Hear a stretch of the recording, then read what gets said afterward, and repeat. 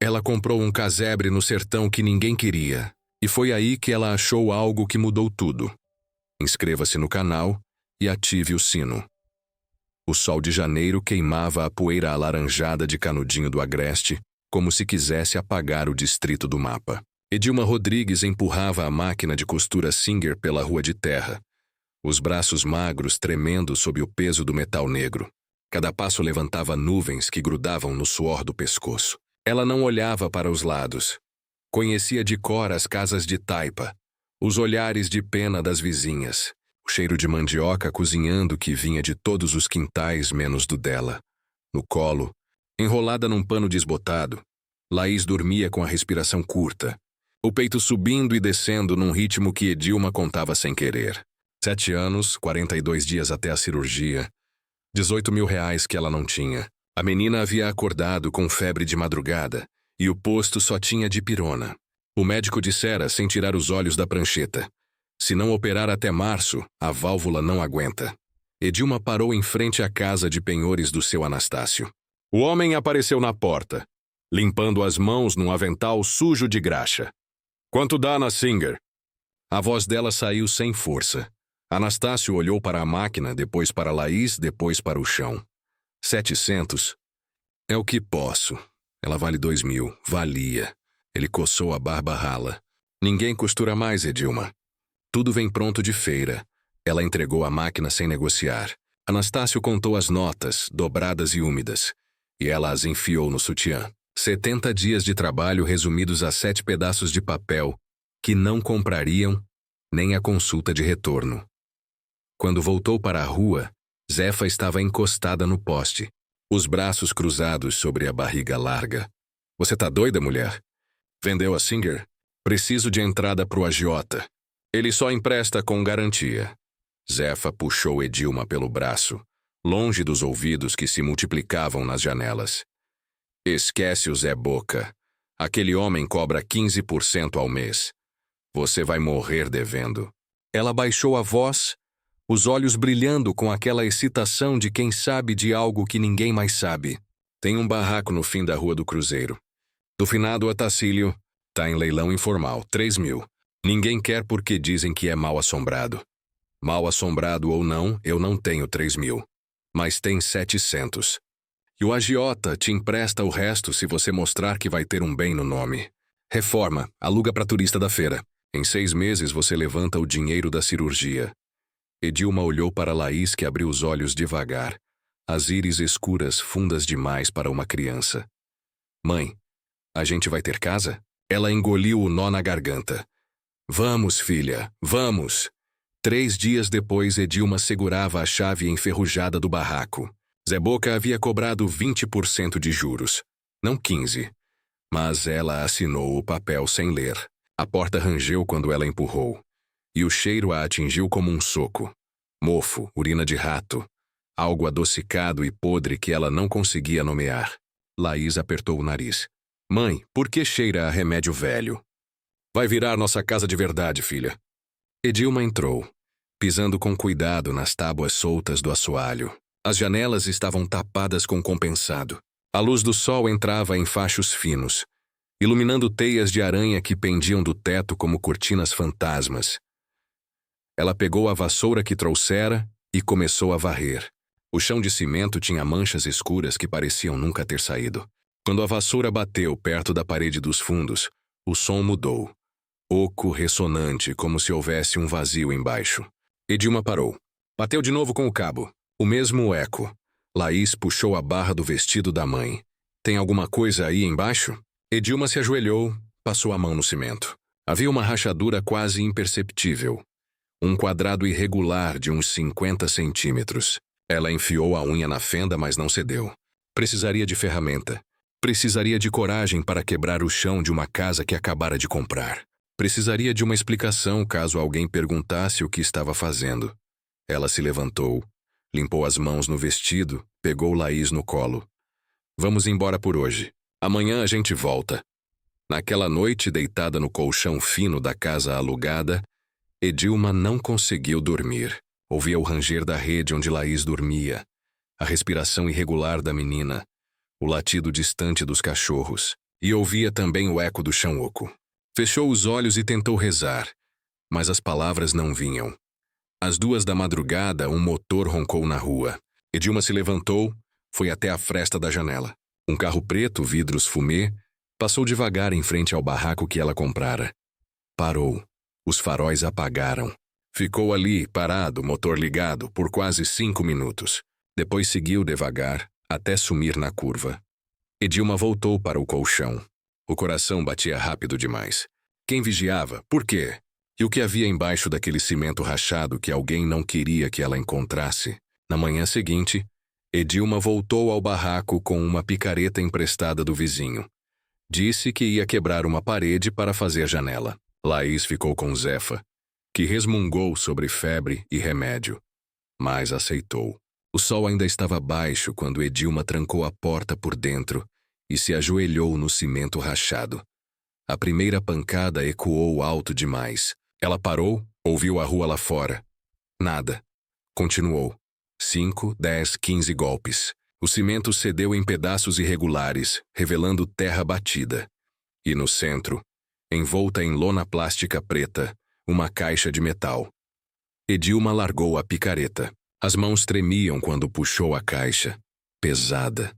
30, 40 quilos. Ela arrastou até o centro da sala. Limpou a poeira com a barra da saia. Um cofre de aço, fechadura simples, sem marca. Tentou abrir, trancado. Olhou ao redor, como se alguém pudesse estar vendo através das paredes. Enrolou o cofre de volta na lona. Colocou dentro de um saco de ração vazio que trouxera e saiu pela porta dos fundos. Carregou o cofre pelas vielas, evitando a rua principal. Chegou em casa suando, as costas doendo. Escondeu o saco debaixo da cama, cobriu com lençóis velhos e foi buscar Laís. Padre Alcides Rocha a encontrou na esquina da casa de Zefa. Alto, magro, mãos grandes que seguravam um breviário surrado. Edilma. Ouvi dizer que comprou a casa do Otacílio. Comprei sim, padre. Aquela casa. Ele olhou para o céu, como se buscasse as palavras certas. Tem história pesada. Otacílio não era homem de Deus. Era homem do Cícero. E o Cícero? Eu sei quem é o Cícero, padre. Todo mundo sabe. Então sabe que ele não esquece. E não perdoa. O padre pousou a mão no ombro dela, a voz baixa e firme. Se achar alguma coisa lá dentro, qualquer coisa, me procure antes de mexer. Nem tudo que reluz tem dono certo. Edilma forçou um sorriso. Não achei nada, padre. Só mofo e barata. Ele a estudou por um momento longo demais. Depois acenou e seguiu o caminho. Edilma entrou na casa de Zefa, pegou Laís e voltou para casa com a sensação de que o padre sabia que ela estava mentindo. Naquela noite, depois que Laís dormiu, Edilma trancou a porta, enfiou uma cadeira debaixo da maçaneta e puxou o cofre de debaixo da cama. Tentou forçar a fechadura com faca, com chave de fenda, com prego aquecido na vela. Nada. Até que, num impulso de raiva e desespero, enfiou a lâmina da chave de fenda na dobra da tampa e fez a alavanca com toda a força. O metal gemeu, a fechadura estourou e a tampa se abriu. O cheiro de mofo e papel velho invadiu o quarto. Dentro do cofre, maços de notas, dólares, 100, 200, talvez 500, presos com elásticos embrulhados em sacos plásticos com fita isolante preta. E mais, um caderninho espiral, capa azul desbotada, folhas amareladas, e uma foto 3x4, desbotada, de 5 rapazes jovens sorrindo em frente a um carro. Edilma pegou a foto. Reconheceu um dos rostos. Jefferson, filho de Dona Joana das Dores. Morto havia 10 anos. Ela tinha costurado a mortalha dele. O coração disparou. Ela largou a foto como se queimasse. Fechou o cofre com pressa. Empurrou tudo de volta para debaixo da cama. Foi até a rede onde Laís dormia. Passou a mão na testa da menina. Febre de novo. Precisava de antibiótico. Precisava de R$ 28 que ela não tinha. Edilma voltou ao cofre. Pegou um dos maços. Desembrulhou devagar. 5 notas de $100. $500. Quanto seria em reais? 1.800, 2.000. Dava para o antibiótico, para a consulta, para pagar parte do agiota. Dava para respirar por uma semana. Ela enrolou uma nota separada no bolso do vestido. Guardou o resto, empurrou o cofre de volta. Deitou na cama, mas não dormiu. De madrugada, Laís acordou chorando. Edilma ferveu água com folha de goiaba. Deu para a menina beber, cantou baixinho até ela dormir de novo. Quando o sol nasceu, Edilma vestiu o vestido limpo, penteou o cabelo, escondeu a nota de $100 na calcinha e saiu para a rua. Foi direto à casa de Zefa, que abriu a porta bocejando. Preciso de um favor. Você conhece alguém que troca dólar? Zefa arregalou os olhos. Dólar? De onde você tirou o dólar? Achei na casa. Otacílio devia ter esquecido. Edilma, se o Cícero souber, ele não vai saber. Só me diz, você conhece alguém? Zefa mordeu o lábio, depois suspirou. Conheço. Mas é arriscado. Vou ligar para ele. 2 horas depois, Edilma estava na porta de uma oficina mecânica em Feira de Santana, 20 quilômetros de Canudinho. O homem, Nego Dimas, baixo, tatuado, cheiro de óleo, olhou a nota contra a luz, passou a unha na textura, virou de um lado e de outro. Nota boa. Mas tá vendo essa numeração aqui? Ele apontou para os números impressos no canto. Sequencial e antiga. Essas notas não circulam mais assim. Ou é coleção ou é coisa quente. Quanto você dá? Nada. Ele devolveu a nota. Eu não mexo com coisa rastreada. Se a federal pegar, eu vou junto. Edilma saiu da oficina com as pernas bambas. Voltou para Canudinho de ônibus, a nota ainda escondida na calcinha, queimando a pele como se fosse feita de brasa. Quando desceu no ponto, viu o carro preto de novo, parado em frente à venda do seu toinho, motor ligado. O vidro desceu. Cícero Barros olhava fixo para ela. Ele era grande, ombros largos, cabelo grisalho cortado rente, bigode aparado.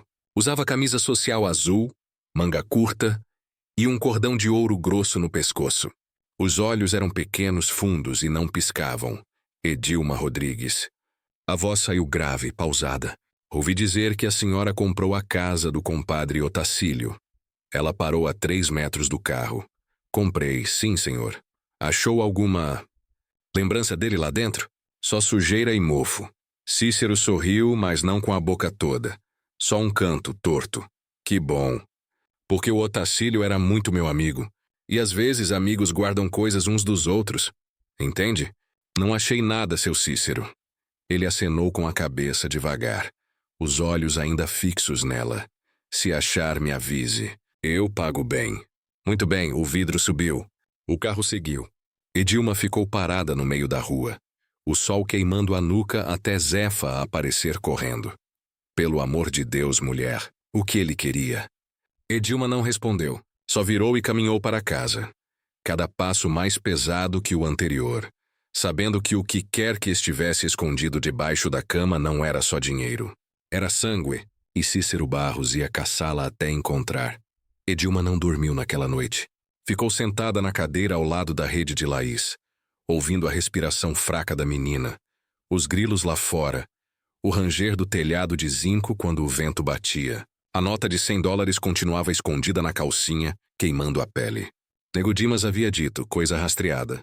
E Cícero Barros sabia que ela tinha comprado o barraco. Sabia. E estava vigiando.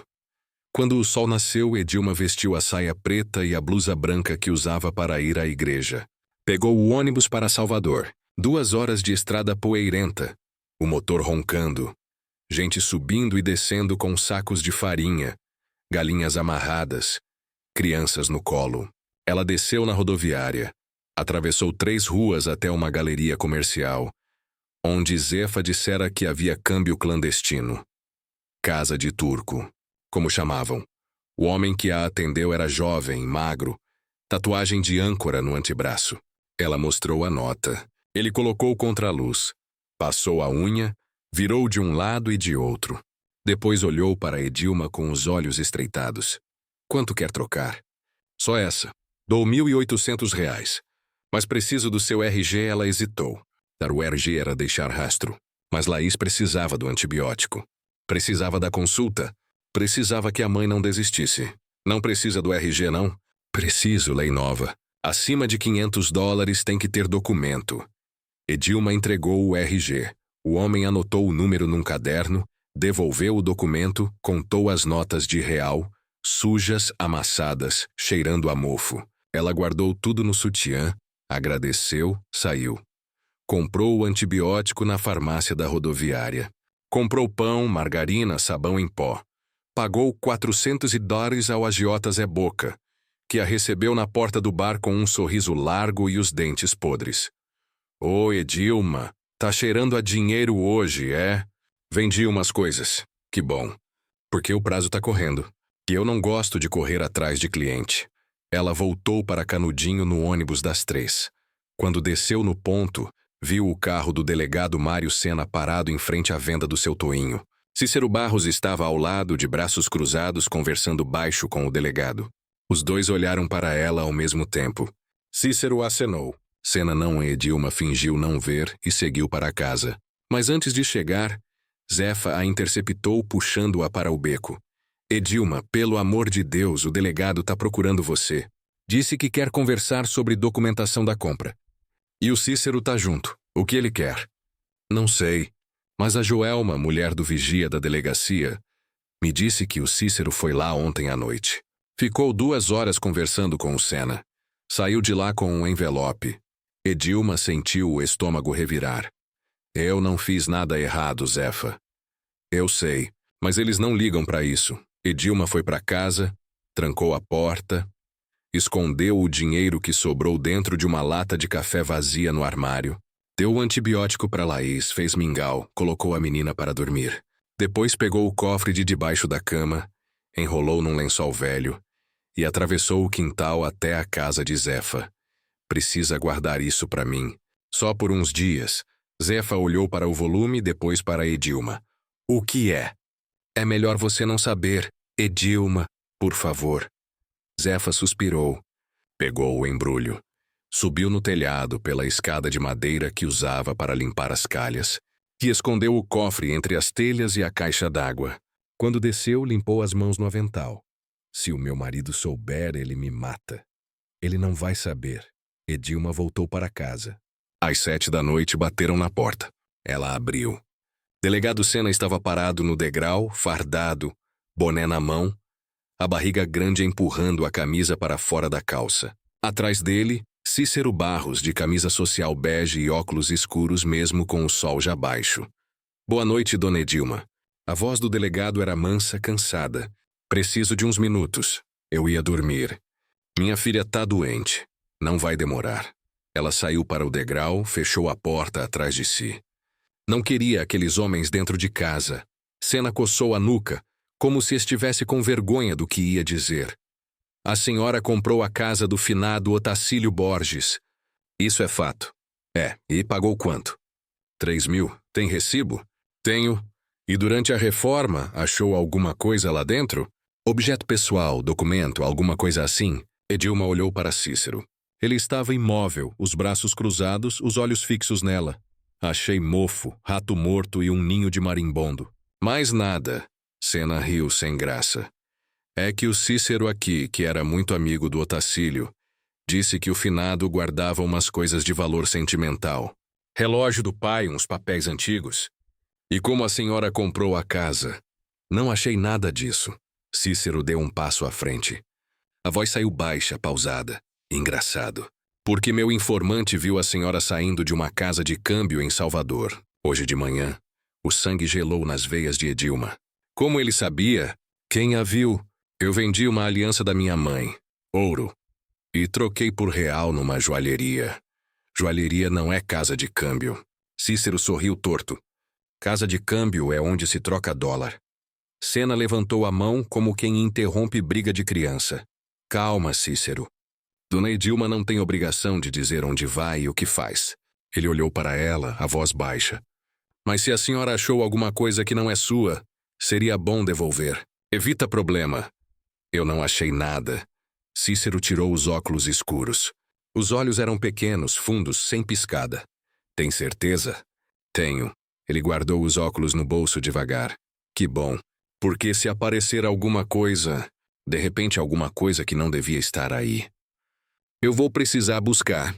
E quando eu busco, eu não volto de mãos vazias. Sena colocou o boné de volta. Está avisada, dona Edilma. Boa noite. Os dois se viraram e foram embora. Edilma ficou parada no degrau até o carro desaparecer na curva. Então entrou. Trancou a porta. Enfiou a cadeira debaixo da maçaneta e se sentou no chão, tremendo. Na manhã seguinte, quando foi buscar o cofre na casa de Zefa, encontrou a porta da frente arrombada. Zefa estava sentada na cozinha chorando, o rosto inchado. Edilma. Eles entraram de madrugada, quebraram tudo.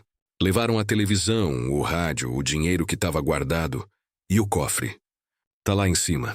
Não acharam. Edilma subiu no telhado. O cofre continuava entre as telhas, intacto, mas dentro da casa, o estrago era grande.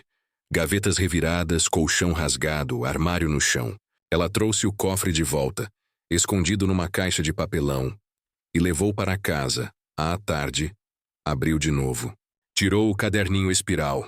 Fotografou todas as páginas com o celular. Depois começou a decifrar. As anotações eram em código. Iniciais, datas, valores. Mas num canto da última página, alguém havia escrito a lápis, quase apagado, TC 0511, 2009. Operação Limpeza. 5 alvos. 47K dividido. Edilma sentou na cama, o caderno tremendo nas mãos. 5 alvos. 47 mil dólares divididos. Ela pegou a foto 3 ou 4 de novo. 5 rapazes sorrindo. Jefferson, Jedson. Não lembrava os nomes dos outros, mas lembrava do velório. Lembrava de Dona Joana das Dores, de joelhos, berrando na frente do caixão fechado. Laís acordou, chamando por água. Edilma guardou tudo. Foi até a cozinha, encheu o copo, voltou. A menina bebeu devagar, os olhos grandes e fundos. Mãe, a gente vai ficar bem? Edilma beijou a testa quente da filha. Vamos, meu amor, vamos. Mas quando olhou pela fresta da janela, viu Dona Joana das Dores parada na esquina, imóvel, olhando fixo para a casa. A mulher era pequena, magra, cabelo branco amarrado num coque. Vestia preto desde o dia do enterro dos filhos, 10 anos atrás. Quando Edilma piscou, Joana já tinha sumido. Mas no vento quente da tarde, pareceu ouvir a voz rouca da velha sussurrando. Você também sentiu, né? Que aquela casa tá chorando. Edilma passou 2 dias sem sair de casa. Laís melhorou com o antibiótico. Mas a febre voltava toda noite, baixa, persistente. O dinheiro que sobrou da troca do dólar estava acabando. Contas, comida, remédio. E o cofre continuava debaixo da cama, pesado como pedra de moinho, puxando-a para baixo cada vez que ela pensava em abrir de novo. Na manhã do 3º dia, Dona Joana bateu na porta. Edilma hesitou, a mão no trinco, o coração acelerado. Mas não podia fingir que não estava. A velha sabia. Abriu. Joana entrou sem pedir licença, fechou a porta atrás de si e se sentou na cadeira ao lado da mesa. Ela cheirava a alfazema e a vela de igreja. Não vim brigar. Vim conversar. Edilma ficou de pé, os braços cruzados. Sobre o quê? Sobre o que você achou na casa do Otacílio. Eu não achei nada. Joana sorriu triste. Eu tô velha, Edilma. Mas não sou besta. Você comprou aquela casa. O Cícero ficou nervoso. Você foi para Salvador trocar dólar. A casa da Zefa foi arrombada. Essas coisas não acontecem à toa. Edilma se sentou devagar. As pernas não aguentavam mais. Se eu achei alguma coisa, é problema meu. É, mas também é problema de quem perdeu. Joana puxou da bolsa uma foto velha, dobrada nas pontas. 5 rapazes em frente a um carro. A mesma foto que estava no cofre. Você reconhece? Edilma não respondeu. Jefferson e Jedson. Meus filhos, gêmeos. 19 anos. A voz de Joana tremeu, mas não quebrou. Mortos em novembro de 2009. Junto com Reginaldo, Alcides e Samuel. 5 meninos. A polícia disse que foi confronto. Mas não teve confronto nenhum. Foi execução. Eu lembro do velório. Então lembra que eu berrei. Que eu xinguei o Cícero e o Otacílio na frente de todo mundo. Que eu disse que eles iam pagar. Joana dobrou a foto, guardou de volta na bolsa. E lembra que ninguém fez nada. Justiça arquivou. Delegado disse que não tinha prova. Padre ficou quieto. Todo mundo ficou quieto. Laís apareceu na porta do quarto sonolenta. Mãe, volta pra cama, filha. A menina obedeceu. Joana esperou a porta fechar. Essa menina é sua vida, né? É. Então você entende. Porque Jefferson e Jadson eram a minha. Joana se levantou, caminhou até a janela, olhou para fora. O dinheiro que tá no cofre, Edilma, é o preço que pagaram para matar meus meninos. 47 mil dólares. Dividido entre Cícero, Otacílio e mais 3. Dinheiro de traficante pago para a polícia fazer o serviço sujo. Edilma sentiu a boca secar. Como você sabe disso? Porque eu escutei. 10 anos atrás eu limpava a casa de um advogado em feira. Cícero foi lá, achou que eu era surda e falou no telefone. Falou de operação limpeza, de 5 alvos, de dinheiro já caiu. Eu anotei, mas não tinha prova. Não tinha nada além da minha palavra. E quem ia acreditar numa mulher preta, pobre, mãe de bandido? Seus filhos não eram bandidos. Eu sei. Mas para todo mundo aqui eram. Joana se virou, os olhos vermelhos mais secos. E agora você tem a prova. Tem o dinheiro, tem o caderno, tem a foto. Edilma se levantou, os punhos fechados. E o que você quer que eu faça? Devolva o dinheiro? Denuncie o Cícero? Ele vai me matar. Vai matar minha filha. Eu não vim pedir nada. Vim te dizer a verdade. Porque você tem direito de saber com o que tá mexendo. Joana caminhou até a porta, parou, olhou para trás. Esse dinheiro não é seu, Edilma. Não é meu. É de sangue. E sangue não compra paz. Ela saiu. Edilma ficou parada no meio da sala, tremendo, até ouvir Laís chamando por água. Naquela tarde, Padre Alcides apareceu. Edilma estava varrendo o quintal quando ele entrou pelo portão, segurando o breviário, a batina preta empoeirada. Posso. Pode. Ele se sentou no banco de madeira debaixo da mangueira. Edilma continuou varrendo. Dona Joana me procurou. Disse que conversou com você, disse. E é verdade. Você achou o cofre do Otacílio? Edilma parou, largou a vassoura. Padre, eu preciso salvar minha filha. Preciso de 18 mil reais em 40 dias. Eu não tenho. Não vou conseguir. A única chance que eu tenho é esse dinheiro. Dinheiro de sangue. Dinheiro é dinheiro. Padre Alcides abriu o breviário. Passou os dedos pelas páginas gastas. Quando os meninos morreram 10 anos atrás, eu fiquei quieto. O bispo me mandou ficar quieto. Disse que envolver a igreja em política é perigoso. E eu obedeci. E me arrependo todo dia. Ele fechou o livro, olhou para ela. Você pode usar esse dinheiro. Pode salvar a Laís, mas vai carregar o peso para o resto da vida. Ou pode fazer o que é certo. E confiar que Deus vai dar outro caminho. Deus nunca me deu caminho nenhum, padre. Porque você nunca esperou. Edilma riu, sem alegria. Eu esperei. Esperei marido que me largou. Esperei emprego que nunca veio. Esperei médico que não atende pobre. Eu cansei de esperar. O padre se levantou, colocou a mão no ombro dela. Então não espere, haja. Mas haja certo. Ele saiu. Edilma ficou parada debaixo da mangueira, ouvindo o vento nas folhas, o canto dos pássaros, o latido distante dos cachorros. Depois entrou, trancou a porta, puxou o cofre de debaixo da cama e contou o dinheiro. 47 mil dólares. Mais de 200 mil reais, se conseguisse trocar com taxa justa. Dava para cirurgia, para casa nova, para recomeçar. Dava para esquecer Jefferson, Jadson, Reginaldo, Alcides e Samuel.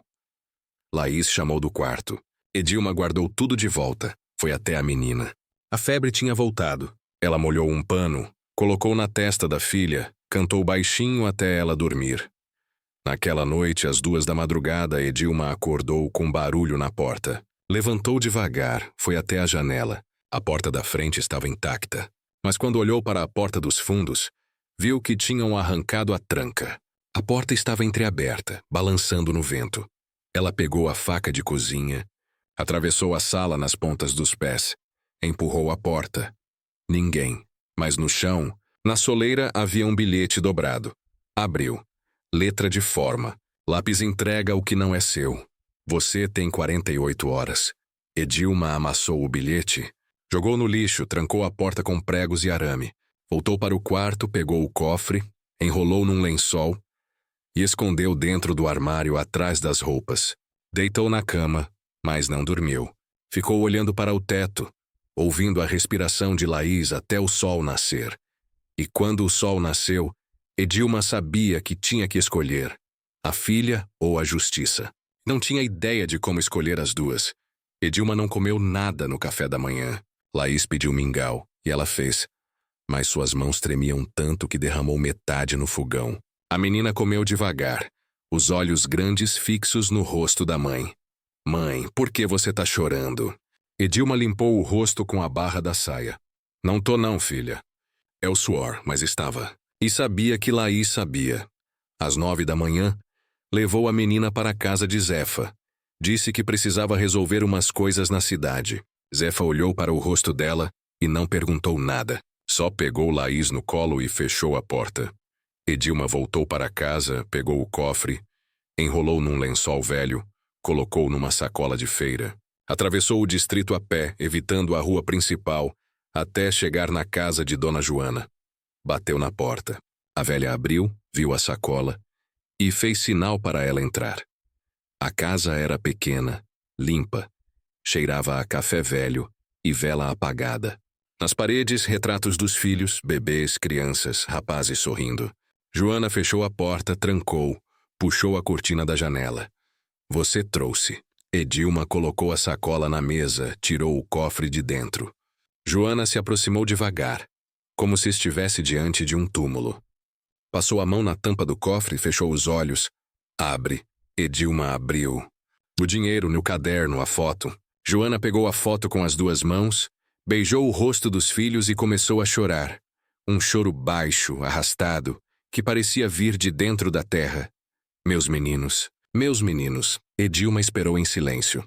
Quando Joana parou de chorar, ela guardou a foto no bolso do vestido e pegou o caderno. Leu as anotações, devagar, virando as páginas com cuidado. Depois colocou o caderno de volta. Isso aqui é a prova. É o que eu precisava há 10 anos. E agora? A voz de Edilma saiu rouca. Você vai denunciar? Vou, mas não sozinha. Preciso de testemunha. Preciso do dinheiro. Preciso que você me ajude. Eu não posso, Joana. O Cícero já sabe que eu achei. Ele tá me vigiando. Se eu denunciar, ele me mata. E se você não denunciar, ele te mata do mesmo jeito. Porque homem como o Cícero não deixa testemunha viva. Edilma se sentou na cadeira, as pernas bambas. Minha filha precisa de cirurgia. Eu preciso desse dinheiro. Joana se ajoelhou na frente dela, segurou suas mãos. Eu sei. E eu vou te ajudar. Vendi minha casa. Recebi 100 mil. Metade é para a cirurgia da Laís. A outra metade é para a gente sair daqui depois que denunciar. Edilma arregalou os olhos. Você vendeu sua casa? Vendi. Para construtora de feira. Papel assinado, dinheiro no banco. Porque eu não quero mais viver aqui. Não quero mais acender vela na porta de gente que matou meu filho. Quero justiça. E você pode me dar. Eu não sou ninguém, Joana. É sim. Você é a mãe que vai escolher fazer o certo mesmo quando dói. Edilma fechou os olhos. Pensou em Laís, na febre, na respiração fraca. Pensou em Jefferson e Jedson. Nos outros 3 rapazes, nas mães que nunca tiveram resposta. Pensou no cofre, no dinheiro de sangue, no peso que carregaria para sempre se usasse. E pensou no que o padre Alcides tinha dito. Haja certo. Tá bom. Eu ajudo, mas a gente faz do jeito certo. Sem violência. Sem vingança. A gente leva isso para a Polícia Federal. Joana sorriu pela primeira vez em 10 anos. Vamos. Naquela tarde elas foram juntas até a casa do padre Alcides. Ele as recebeu na saleta dos fundos da igreja, onde guardava os livros de registro. Edilma mostrou o cofre. O padre abriu. Viu o dinheiro, o caderno, a foto. Ficou em silêncio por 1 minuto longo. Depois fechou o cofre. Olhou para as duas. Vocês sabem o risco? Sabemos. Joana respondeu firme. Sabem que o Cícero tem gente na Polícia Civil, na Prefeitura, na Câmara. Sabemos. E sabem que a Polícia Federal demora? Que pode levar meses, anos para a investigação avançar. Edilma respirou fundo. Sei. Mas também sei que se a gente não fizer nada, nada muda. E eu não quero que minha filha cresça num lugar onde matar pobre não dá em nada. O padre acenou. Devagar. Pegou o telefone e discou um número que tinha anotado num papel velho. Esperou. Alguém atendeu. Alô? É da Superintendência da Polícia Federal em Salvador? Eu preciso fazer uma denúncia sobre execução de civis. Tenho provas. Nome? Padre Alcides Rocha, de Canudinho do Agreste. Sim, eu espero. Ele ficou na linha por 10 minutos, explicando, respondendo perguntas. Quando desligou, olhou para as duas. Eles vão mandar um agente amanhã. Mas até lá vocês precisam sair daqui. Porque se o Cícero descobrir antes, ele já descobriu. Edilma mostrou o bilhete que havia recebido de madrugada. O padre leu, amassou o papel, jogou na lixeira. Então vocês saem agora. Peguem a menina e vão para Salvador. Eu conheço uma casa de acolhida. Vocês ficam lá até o agente chegar. Joana balançou a cabeça. Eu não saio. Essa é minha luta. Eu fico, dona Joana, eu fico. Mas a Edilma e a Laís vão e levam o cofre. Edilma pegou a mão de Joana. Você não pode ficar sozinha. Eu não vou ficar. Vou ficar com Deus e com a memória dos meus filhos. Joana se levantou firme. Vai, Edilma. Salva tua filha e deixa que eu cuido do resto. Mas antes que Edilma pudesse responder, a porta da saleta se abriu. Cícero Barros entrou, seguido por 2 homens armados. Ele olhou para o cofre em cima da mesa, sorriu e tirou a arma da cintura. Que reunião bonita. Padre Viúva e a moça do barraco. Só falta acender vela para completar. O padre se colocou na frente das 2 mulheres. Sai daqui, Cícero. Isso aqui é casa de Deus. Deus não está olhando, padre. E se tivesse, teria impedido muita coisa que já aconteceu. Cícero apontou a arma para Edilma. Você? Pega o cofre e vem comigo. Edilma não se mexeu. Joana deu um passo à frente. Esse cofre não é seu. É prova de assassinato. E a Polícia Federal já foi avisada, Cícero riu. Polícia Federal? Aqui? Eles demoram semana para chegar. E até lá, vocês 3 vão ter sumido. Acidente. Tragédia. Essas coisas acontecem. O padre abriu os braços, bloqueando a passagem. Você vai ter que atirar em mim primeiro. Sem problema. Cícero ergueu a arma.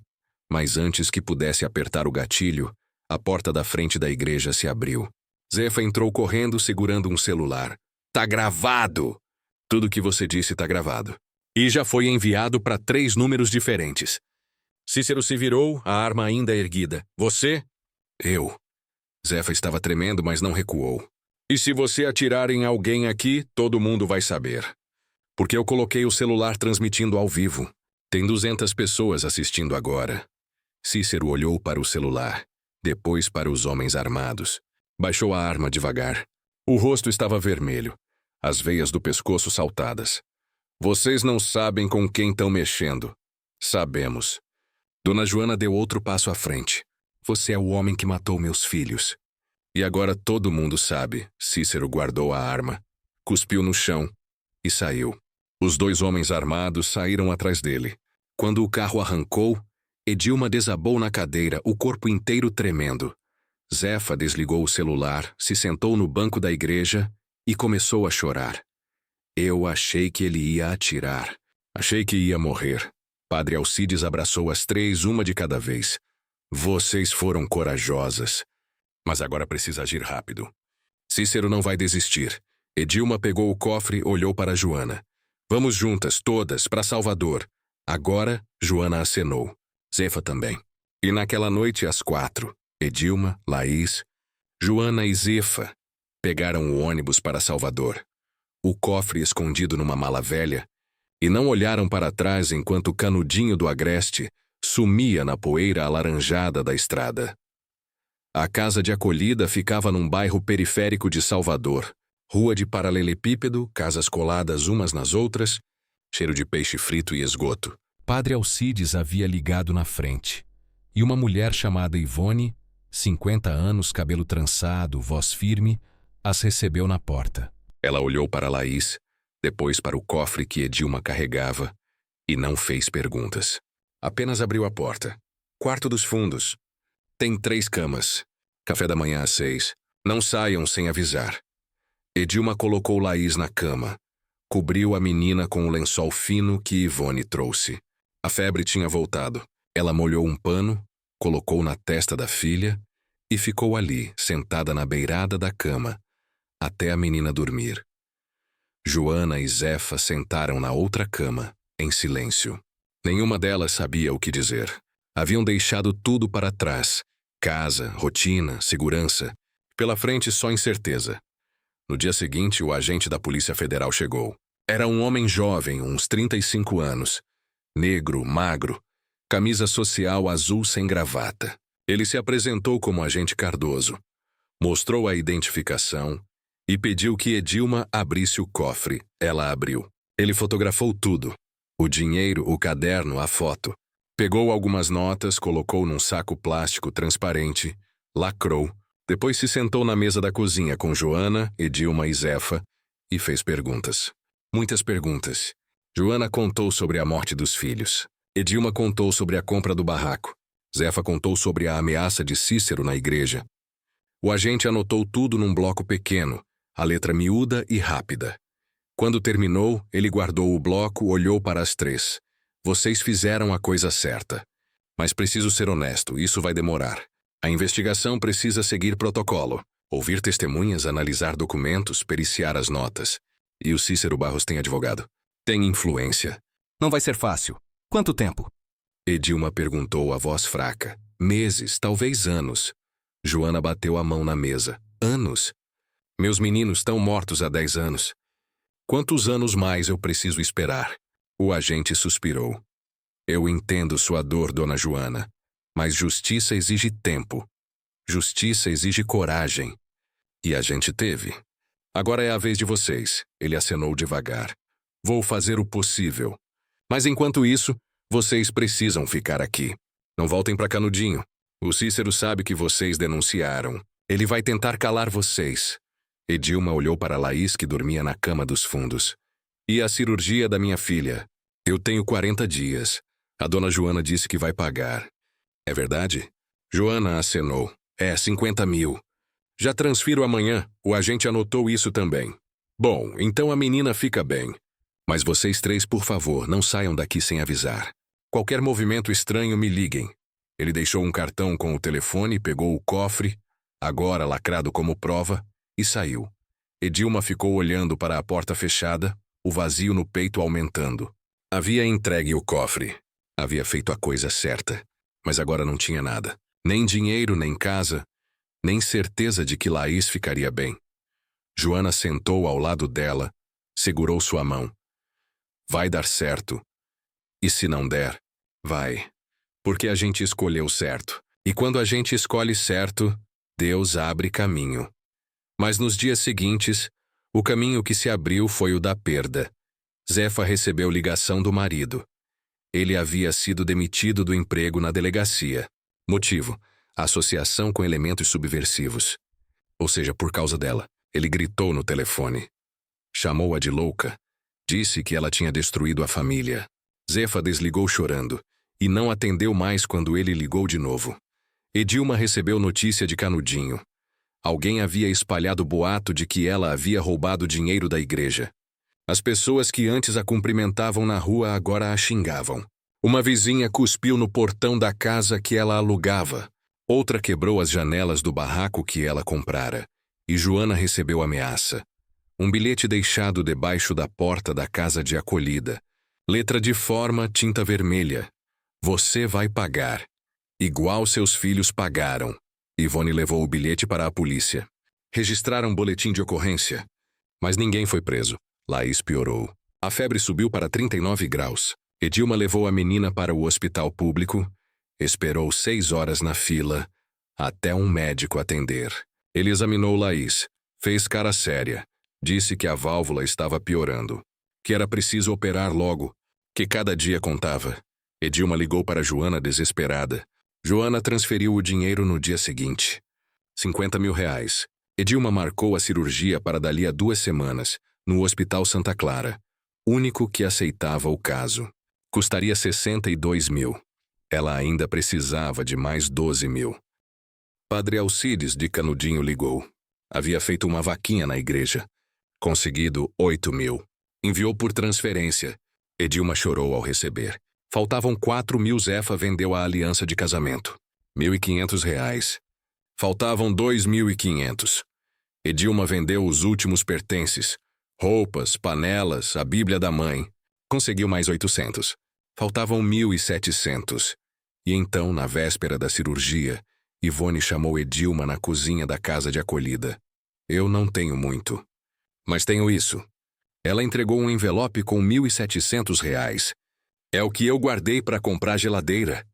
Mas geladeira pode esperar. Sua filha não Edilma abraçou Ivone e chorou tanto que não conseguiu falar. A cirurgia aconteceu numa quinta-feira. Laís entrou no centro cirúrgico às 7 da manhã.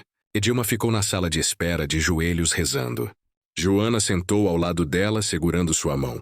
Zefa trouxe café, mas ninguém bebeu. Às 2 da tarde, o médico saiu. Estava cansado, a máscara puxada no queixo, mas sorria. Deu tudo certo. A válvula foi trocada. Ela vai precisar de repouso, medicação, acompanhamento, mas vai viver. Edilma caiu de joelhos de novo, mas dessa vez de alívio. Joana chorou. Zefa abraçou as duas. Quando Laís acordou da anestesia, 2 horas depois, ela abriu os olhos devagar. Olhou para a mãe e sussurrou: Mãe. Eu sonhei com anjos. Edilma beijou a testa da filha. Porque eles existem, meu amor. E estão aqui. Mas enquanto Edilma cuidava de Laís no hospital, em Canudinho do Agreste, Cícero Barros reunia forças. Ele sabia que a Polícia Federal estava investigando. Sabia que Joana tinha provas. E sabia que precisava agir antes que fosse tarde demais. Na sexta-feira à noite, ele convocou uma reunião no bar do Zé Catota. 10 homens apareceram. Policiais, seguranças, capangas. Ele colocou dinheiro na mesa. Muito dinheiro. E disse: Aquelas mulheres destruíram minha vida. Agora é a vez delas. O agente Cardoso ligou para Edilma numa terça-feira, 8 dias depois da cirurgia de Laís. A voz dele estava séria, sem o tom tranquilizador de antes. Dona Edilma, preciso que vocês voltem para Canudinho, ela gelou. Voltar? O senhor disse pra gente ficar aqui. Eu sei, mas mudou. A investigação avançou. Conseguimos mandado de prisão contra o Cícero e mais 4. Mas para isso dar certo, precisamos de vocês lá. Precisamos que a dona Joana preste depoimento formal. E precisamos que a comunidade veja que a justiça funciona. E se o Cícero reagir? A Polícia Federal vai estar lá. Vamos fazer operação na sexta.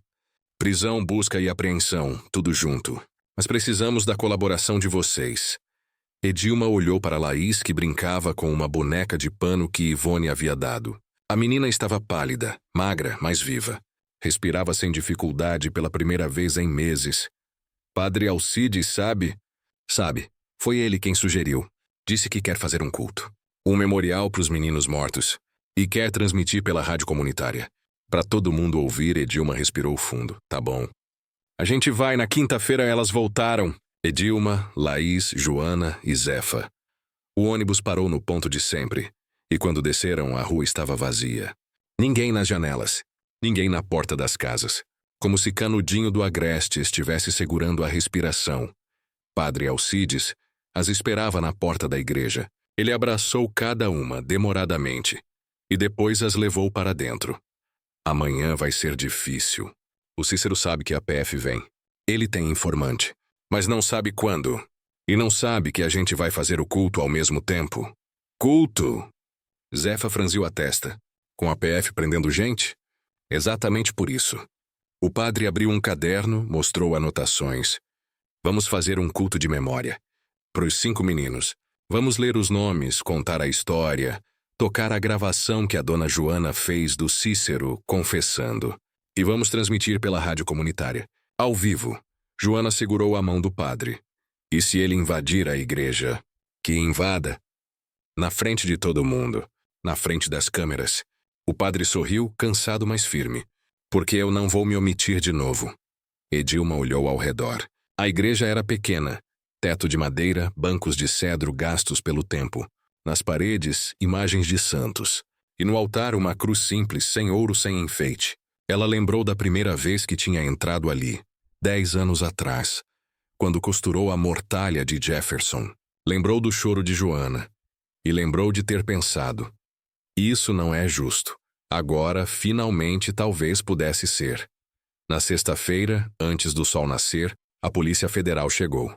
4 viaturas, 10 agentes, armas longas, coletes.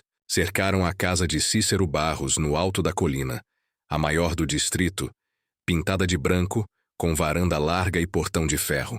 Bateram na porta. Ninguém atendeu. Arrombaram. A casa estava vazia. Cícero havia fugido. Agente Cardoso ligou para o padre. Ele não tá aqui. Alguém avisou. Então ele vai vir para a igreja. A voz do padre estava calma. Porque é aqui que estamos. Às 8 da manhã, a igreja estava cheia. Edilma sentada no primeiro banco. Laís no colo. Joana ao lado, segurando o terço. Zefa na fileira de trás, ao lado do marido que havia voltado, pedido desculpas e prometido ficar. E mais. Vizinhos, comerciantes, gente que Edilma conhecia de vista, gente que havia virado a cara para ela na semana anterior. Todos ali, em silêncio, o padre subiu ao púlpito.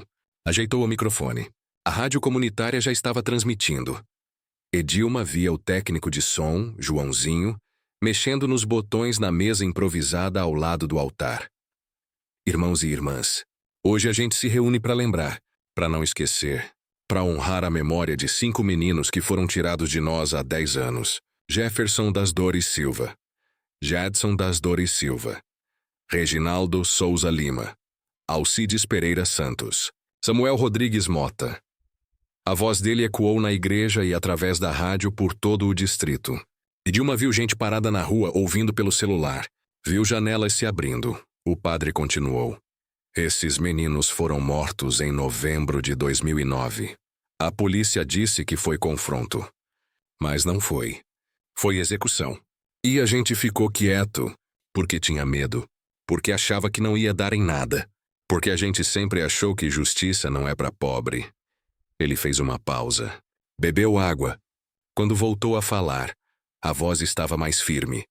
Mas hoje, graças à coragem de uma mulher que perdeu os filhos e de outra mulher que achou a prova escondida num cofre de sangue, a gente pode dizer a verdade. E a verdade é essa. O sargento Cícero Barros e o sargento Otacílio Borges, junto com outros 3 policiais, receberam $47 mil para matar esses meninos. Dinheiro de traficante, pago para fazer o serviço sujo. Um murmúrio percorreu a igreja. Edilma sentiu Laís se encolher no colo.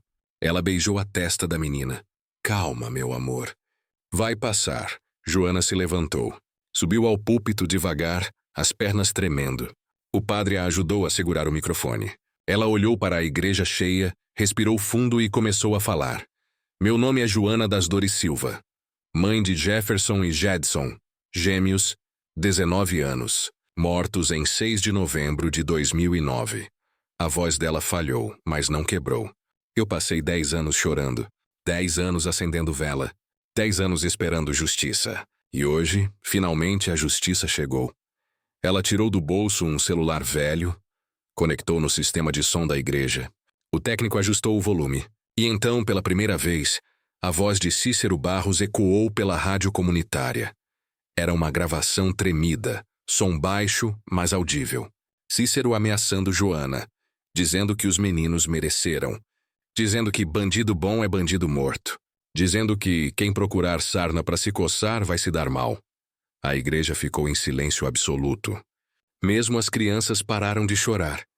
Quando a gravação terminou, Joana guardou o celular, limpou as lágrimas e olhou para a câmera improvisada que Joãozinho tinha colocado para transmitir ao vivo pelo Instagram. Esse homem tirou meus filhos de mim, mas não vai tirar minha dignidade. E não vai tirar a verdade. Foi nesse momento que a porta da igreja se abriu. Cícero Barros entrou, seguido por 2 homens. Ele estava sem uniforme, camisa social azul, calça jeans, os olhos vermelhos. Tinha uma arma na mão. Parem essa palhaçada. Agora, o padre se colocou na frente de Joana. Isso aqui é casa de Deus, Cícero. Guarda essa arma. Casa de Deus é lugar de verdade. E isso aí que vocês estão falando é mentira. Edilma se levantou. Laís ainda no colo. A menina escondeu o rosto no ombro da mãe. Não é mentira. Você sabe que não é. Cícero apontou a arma para ela. Você que começou isso tudo. Se tivesse ficado quieta, nada disso teria acontecido. E você acha que eu ia ficar? A voz de Edilma saiu firme, sem medo. Minha filha estava morrendo. Eu precisava de dinheiro, e achei. Mas quando descobri que era dinheiro de sangue, eu não consegui usar. Porque eu não sou igual a você. Cícero deu um passo à frente. Os dois homens com ele ficaram parados, incertos. A igreja inteira estava de olho neles. E a transmissão continuava. Milhares de pessoas assistindo ao vivo. Joana desceu do púlpito, caminhou até Cícero. Ela era pequena, velha, mas não tinha medo. Atira, atira em mim. Igual você atirou nos meus filhos, mas agora o Brasil inteiro tá vendo. Cícero olhou para a câmera, para a igreja cheia, para o padre, para Edilma, e pela primeira vez em 10 anos ele pareceu ter medo. Eu só fiz meu trabalho. Seu trabalho era proteger, não matar. A voz veio da porta. Agente Cardoso entrou, seguido por 4 policiais federais, armas em punho. Cícero Barros, você está preso. Baixa a arma. Agora Cícero hesitou. A mão tremeu. Ele olhou ao redor, como se procurasse uma saída. Mas não havia. Estava cercado, derrotado e exposto. Baixou a arma devagar. Um dos agentes tomou a arma dele. Algemou suas mãos. Cícero foi levado para fora da igreja, a cabeça baixa, enquanto a comunidade inteira assistia em silêncio. Quando ele passou por Edilma, parou, olhou para ela. Você destruiu minha vida. Edilma olhou de volta. Firme. Você destruiu a sua própria vida. Eu só achei a prova. Ele foi levado. Os 2 homens que estavam com ele também. E quando a porta da igreja se fechou, a comunidade inteira começou a aplaudir. Devagar no começo, depois mais alto, até virar um trovão. Joana caiu de joelhos chorando. O padre a abraçou. Edilma sentou no banco, Laís ainda no colo e fechou os olhos. Estava acabado. Finalmente estava acabado. A prisão de Cícero Barros virou notícia nacional. As imagens da transmissão ao vivo, o confronto na igreja, a confissão gravada, a rendição, foram compartilhadas milhares de vezes. Jornais de Salvador, São Paulo, até do Rio, mandaram repórteres para Canudinho do Agreste. O distrito, que nunca havia aparecido em mapa nenhum, de repente estava em todos. Edilma deu entrevista uma vez, só uma, para a TV Bahia. Sentada na porta do barraco que havia comprado, Laís no colo, ela contou a história. Contou sobre a compra, sobre o cofre, sobre a escolha entre salvar a filha e fazer o certo. No final, o repórter perguntou: "E você se arrepende?" Ela olhou para a câmera. De ter denunciado? Não. De ter demorado tanto para fazer? Sim, a entrevista foi ao ar no sábado à noite. No domingo, Edilma acordou com gente batendo na porta. Vizinhos. Gente que havia virado a cara para ela. Vinham pedir desculpas. Vinham trazer comida, roupa para Laís, dinheiro. Ela aceitou as desculpas, mas recusou o dinheiro. Eu não preciso mais. Minha filha tá viva. E a verdade tá fora. Isso basta. Mas nem tudo foi vitória. O delegado Mário Sena, que havia ajudado Cícero, renunciou antes de ser preso. Fugiu para o Mato Grosso, onde tinha família. A Polícia Federal emitiu mandado de prisão. Mas até agora não o encontraram. Os outros 3 policiais envolvidos na chacina foram presos. Um em Feira de Santana, 2 em Salvador. Todos negaram. Todos contrataram advogados caros. O processo ia demorar, talvez anos. Mas o dinheiro do cofre, os $47 mil, foi confiscado pela justiça. E numa decisão inédita, o juiz determinou que o valor, convertido em reais, fosse dividido entre as 5 famílias dos rapazes mortos. R$140 mil para cada. Não era justiça plena, mas era algo. Joana recebeu a notícia na casa de Edilma. Quando o advogado ligou, ela desabou. Chorou tanto que ficou sem voz. Depois, quando se acalmou, ela olhou para Edilma e disse: "Eu vou usar esse dinheiro para abrir uma cooperativa de costura, para o povo daqui ter trabalho digno, e vou colocar o nome dos meus meninos na placa." Edilma sorriu. Eles iam gostar. A cooperativa foi inaugurada 3 meses depois. Chamava-se Cooperativa Jefferson e Jedson, Costura com Dignidade. Joana era a presidente, Edilma, a mestre de costura. Zefa, a secretária. 10 mulheres do distrito foram contratadas. Costuravam uniformes escolares, roupas de cama para hotéis de Feira de Santana, enxovais para lojas de Salvador, O dinheiro não era muito, mas era limpo. E era suficiente. Padre Alcides, inspirado por tudo o que aconteceu, renunciou ao sacerdócio. Não porque perdeu a fé, pelo contrário, mas porque sentiu que podia servir melhor de outra forma. Matriculou-se em Direito, curso EAD. Queria virar advogado popular, defender gente como Joana, como Edilma, como os meninos mortos que nunca tiveram quem falasse por eles. Deus me chama para a luta, Edilma. E a luta agora é no tribunal. Ele continuou celebrando missa aos domingos, enquanto a diocese procurava substituto. E continuou morando na saleta dos fundos da igreja, cercado de livros de direito e código penal. Zefa e o marido se reconciliaram. Ele conseguiu emprego numa fábrica de calçados em Feira de Santana. Não ganhava muito, mas era honesto. E Zefa, agora radialista da rádio comunitária, cobria o julgamento de Cícero e dos outros policiais. Ela havia descoberto uma voz que não sabia que tinha, firme, clara, sem medo. Eu passei a vida inteira calada, Edilma. Agora eu falo, e não paro mais. Quanto ao barraco que Edilma comprara, o lugar onde tudo começou, ela não o reformou para alugar. Não o vendeu. Com a ajuda da comunidade, transformou-o em memorial. Memorial dos 5 de Canudinho, como ficou conhecido. Nas paredes, fotos dos rapazes. No chão, onde antes estava o cofre, uma placa de bronze. Aqui foi encontrado o preço pago por 5 vidas. Hoje este lugar guarda a memória de que nenhuma vida vale dinheiro. E nenhuma morte deve ser esquecida. A inauguração foi em novembro, 10 anos e 1 mês depois da chacina. Joana acendeu 5 velas, uma para cada menino. As famílias dos outros rapazes vieram, choraram, abraçaram Joana, abraçaram Edilma, e pela primeira vez em 10 anos, sentiram que a dor tinha nome, tinha rosto, tinha reconhecimento. Laís, agora com 8 anos, recuperada, forte, corria pelo memorial com outras crianças. Edilma a observava da porta. A menina tinha cicatriz no peito, marca da cirurgia, mas ria alto, sem medo, sem dor. Joana se aproximou, ficou ao lado de Edilma.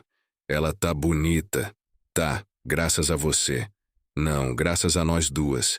Você podia ter usado o dinheiro, podia ter sumido, mas escolheu o certo. Edilma olhou para o memorial, para as fotos dos meninos, para as velas acesas.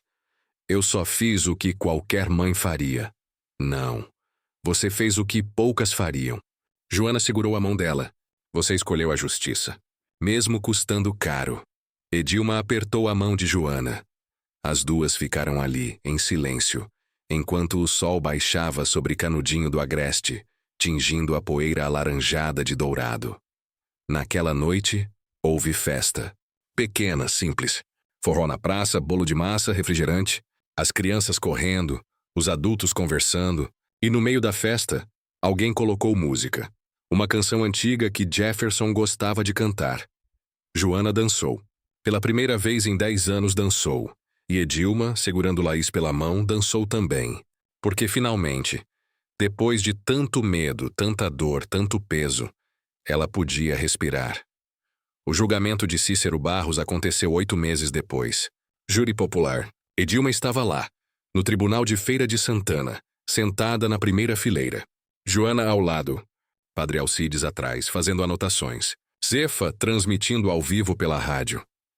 Cícero entrou algemado, de uniforme laranja de presidiário. Tinha emagrecido, o cabelo, antes grisalho cortado rente, agora estava comprido, despenteado. Ele olhou para Edilma. Ela olhou de volta.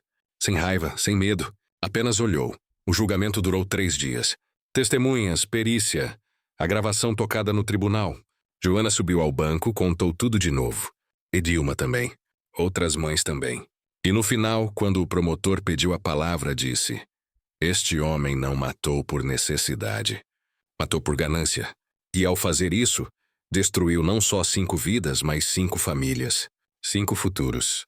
5 sonhos. Peço que seja condenado à pena máxima. O advogado de Cícero tentou alegar legítima defesa. Tentou dizer que os rapazes eram armados. Mas a perícia provou que não. Que os tiros foram pelas costas. Que não houve confronto. Sua execução. Os jurados se retiraram. 2 horas depois, voltaram. O presidente do júri leu o veredito. Por unanimidade condenado. 30 anos de reclusão, em regime fechado, sem direito à progressão antes de 15 anos. Joana desabou. Edilma segurou ela. As duas choraram, mas agora de alívio. Cícero foi levado. Não olhou para trás.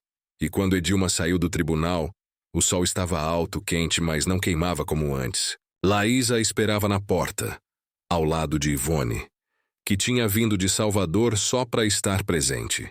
A menina correu, pulou nos braços da mãe. Acabou, mãe! Edilma beijou a testa dela. Acabou, filha. Acabou. 6 meses depois do julgamento, Canudinho do Agreste havia mudado. A cooperativa Jefferson e Jedson cresceu de 10 para 20 costureiras. Edilma ensinava não só a costurar, mas a negociar, a fazer contas. Joana fez curso de gestão e tirava notas altas. Aprender era honrar os filhos que nunca tiveram chance. O Memorial dos 5 recebia visitas de escolas e universidades. Um documentário foi filmado, exibido em festivais. Ganhou prêmio em Brasília. Mas nem tudo era vitória. Edilma mudou para uma casa melhor. 3 cômodos, quintal com mangueira. No dia da mudança, Joana, Zefa e Ivone ajudaram. Sentadas no quintal, bebendo suco de caju, Edilma disse: sozinha eu não teria conseguido nada. Padre Alcides se formou em Direito. Abriu escritório na casa paroquial. Não cobrava. Defendia quem não podia pagar. Em 6 meses, 12 casos. Ganhou 8, Laís crescia. Aos 9 anos, escreveu redação sobre a mãe. Ela escolheu fazer o certo mesmo quando era difícil. Na festa da escola, leu em voz alta. Todos aplaudiram de pé, mas o medo não sumiu. Joana tinha pesadelos com Cícero. Edilma dormia na casa dela algumas noites. E quando o delegado Sena foi preso no Mato Grosso, a comunidade celebrou. Edilma apenas acenou. Justiça não era festa, era cicatrizar feridas. Naquela noite, Edilma levou Laís ao memorial. Acenderam 5 velas. Laís perguntou: mãe, você acha que eles sabem que a gente não esqueceu? Edilma olhou para os rostos sorridentes na foto. Eu acho que sim, filha. 3 anos depois, Edilma voltou ao barraco. Estava reformado, pintado de branco, flores no quintal. Ela entrou, ajoelhou onde antes estivera o cofre. Passou a mão no cimento liso. Não sentiu mais peso. Não sentiu medo. Só vazio. Mas um vazio bom, como quando a febre baixa. Joana entrou com uma vassoura. Vim ver se estava tudo bem. Tá. Edilma se levantou. Eu só queria ver se ainda dói. E dói. Edilma olhou ao redor. Paredes limpas, chão sólido, janela aberta para o céu. Não. Não dói mais. As duas varreram juntas. Joana colocou rosas vermelhas no peitoril. Jefferson gostava. Agora esse lugar é de vida. Quando saíram, Laís corria pela rua segurando um papel. Mãe, eu passei. Bolsa integral para a escola particular em Feira de Santana. Laís pulava. Vou poder ser médica? Edilma abraçou a filha com força. Você vai, filha. Pelos 5, naquela noite festa na cooperativa, a diretora da escola mandou carta. Laís não está recebendo essa bolsa por pena. É por mérito. E obrigada por ter escolhido justiça. Edilma precisou se sentar, as pernas bambas. Padre Alcides disse, sempre vale. Quando a gente faz o certo, sempre vale. 3 meses depois, Edilma levou Laís para a escola. Na despedida, a menina perguntou, você vai ficar bem sozinha? Vou. E você também. No ônibus de volta, Edilma olhou pela janela. Estrada de terra, céu azul sem fim.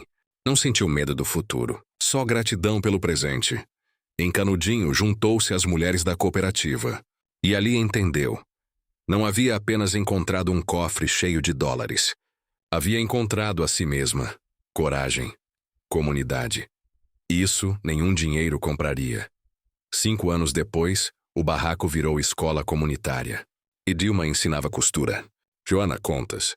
Padre Alcides cidadania. Laís aos 14 voltava todo fim de semana. Queria ser médica. Não por dinheiro, mas para cuidar de gente como a mãe. Numa tarde, Edilma varria o chão da sala de aula. O mesmo que antes escondia o cofre. Agora era pisado por crianças aprendendo a ler, por mulheres aprendendo a costurar. Joana chegou com um jornal. Cícero Barros morre na prisão aos 68 anos. Edilma leu. Sentiu nada. Apenas um ponto final. Joana dobrou o jornal, jogou no lixo. Agora a gente vive. É isso que os meninos iam querer. Edilma olhou para o céu. O sol tingindo o canudinho de dourado. Pegou Laís e Joana pelas mãos. As três caminharam juntas, porque a verdadeira riqueza não estava no cofre. Estava ali, na mão da filha. Na voz da amiga, na memória dos que partiram. E isso ninguém nunca poderia roubar.